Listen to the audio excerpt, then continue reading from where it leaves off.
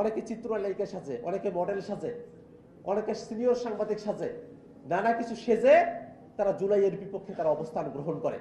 আমরা যখন ঐক্যমত্য কমিশনের আলোচনায় বসি, সেই সময় থেকেই বাংলাদেশ রাষ্ট্রটার কাঙ্ক্ষিত সংস্কারের প্রশ্নে বিএনপি বাদ সাজতে শুরু করে এবং সে সময় থেকেই তারা আসলে সংস্কার বিপরীতে একটা অবস্থান গ্রহণ করতে শুরু করে। তারা মুখে বলছে সংস্কার, কিন্তু তাদের কাজে করবে সংস্কারের পক্ষে তাদের অবস্থান ছিল না। তারা গণভোটে হ্যাঁর পক্ষে অবস্থান নিয়েছে, কিন্তু সত্যিকার অর্থে তারা মন থেকে গণভোটের পক্ষে ছিল না। আমরা দেখলাম সংসদের বক্তৃতায় তারা বলছেন যে গণভোটের 4টা প্রশ্নের 3.5টা তারা মানেন, আধাটা তারা মানেন না। আমরা তাদেরকে বলতে চাই, 4টা প্রশ্নের 3.5টা আপনারা মানেন, আধাটা মানেন না, কিন্তু বাংলাদেশের 70% জনগণ ওই 4টা পক্ষ প্রশ্নকে মেনেই গণভোটকে জয়ী করেছে। অতএব জনগণের যে রায়, তার বাইরে এসে আপনি আধাটা মানবেন না, সেটা হওয়ার আর কোনো সুযোগ নেই। এবং কোন আধাটা আপনারা মানবেন না, যার মধ্য দিয়ে বাংলাদেশ রাষ্ট্রটার কাঙ্ক্ষিত সংস্কার হবে, সে আধাটা আপনারা মানবেন না। ভোটের পিয়ার অনুযায়ী উচ্চকক্ষ হবে, সেটা আপনারা মানবেন না। জুডিশিয়ারি সেখানে স্বাধীনভাবে কার্যক্রমগুলো পরিচালিত হবে, বিচারপতি যারা নিয়োগ হবে একটা ফেয়ার সিস্টেমের মধ্য দিয়ে বিচারপতি নিয়োগ হবে, সেটা আপনারা মানবেন না। তত্ত্বাবধায়ক সরকারের নতুন একটা ফর্মুলা, যেখানে সরকারি দল বিরোধী দল সকলের একটা অংশগ্রহণ থাকবে সেই নিয়োগের সময়টাতে, সেটা আপনারা মানবেন না।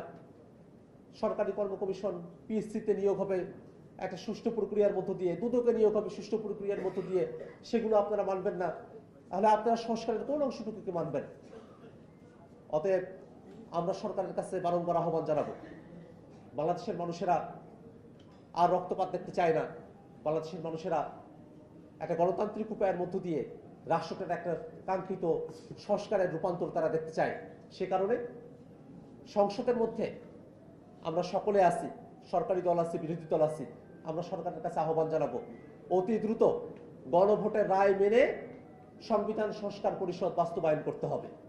পাশাপাশি এই জুলাইয়ের মাসে আমরা সরকারের কাছে একটা বিনীত কণ্ঠে আহ্বান জানাতে চাই, যদি জুলাই না হতো তাহলে আমরা সকলে মিলে এখনো পর্যন্ত ফিসিবাদের জাতাকলে আমরা পিষ্ট হতে থাকতাম।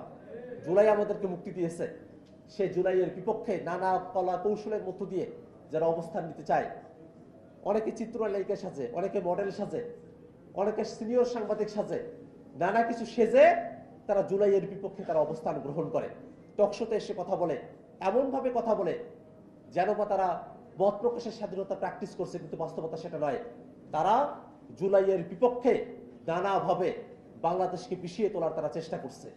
আমরা সরকারের কাছে আহ্বান জানাবো, যারা বাংলাদেশকে পিছিয়ে তোলার চেষ্টা করছে তাদের ব্যাপারেও আপনাদেরকে কঠিন পদক্ষেপ গ্রহণ করতে হবে।